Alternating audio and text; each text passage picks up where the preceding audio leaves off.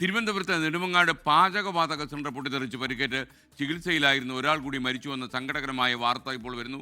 പാലോട് സ്വദേശി സിമി സന്തോഷാണ് മരിച്ചത്. മനീഷ് മഹിബാൽ അപ്ഡേറ്റ് ചെയ്യും ഈ വാർത്ത. മനീഷ്, ഗുഡ് മോർണിംഗ് അഗെയിൻ, പറയൂ.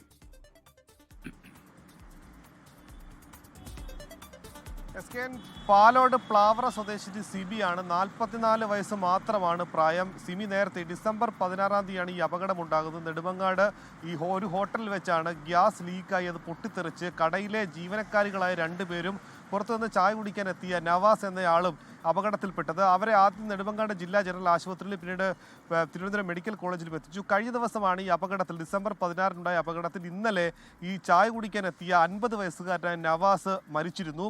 ഇപ്പോഴിതാ ഈ സിമി കൂടി, ആ ഹോട്ടലിലെ ജീവനക്കാരെയാണ്. സിമി 44 വയസ്സ് മാത്രമാണ് പ്രായം. സിമിയും മരിച്ചു എന്ന വാർത്ത പുറത്തു വരുന്നു. ഇനി ഒരാൾക്ക് കൂടിയാണ് അന്ന് ഗുരുതരമായി പരിക്കേറ്റത്.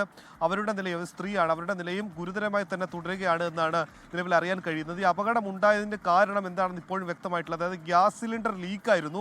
ലീക്കായ ഘട്ടത്തിൽ അത് ചായ ഉണ്ടാക്കാൻ വേണ്ടി അവിടെ ഓണാക്കിയ സമയത്താണ്, അടുപ്പ് ഓണാക്കിയ സമയത്താണ് ഇങ്ങനെ പൊട്ടിത്തെറി ഉണ്ടായതെന്നാണ് നിലവിൽ ലഭിക്കുന്ന വിവരം. അങ്ങനെ അഗ്നിശമന സേനയും നാട്ടുകാരും ചേർന്നാണ് അവിടെ ഉണ്ടായ അഗ്നിബാധ അടക്കം കെടുത്തി. എന്താണെങ്കിലും ദുഃഖകരമായ വാർത്ത. അന്നുണ്ടായ അപകടത്തിൽ പെട്ട 3 പേരിൽ 2 പേര് മരിച്ചിരിക്കുകയാണ്. ലോകത്തെവിടെയായാലും ഏത് സമയത്തും 24 വാർത്തകളും ഓഗ്മെന്റഡ് റിയാലിറ്റി പാക്കേജുകളും എക്സ്പ്ലെയിനറുകളും വിശദമായി കാണാൻ ഞങ്ങളുടെ യൂട്യൂബ് ചാനൽ നിങ്ങൾക്ക് സബ്സ്ക്രൈബ് ചെയ്യാം.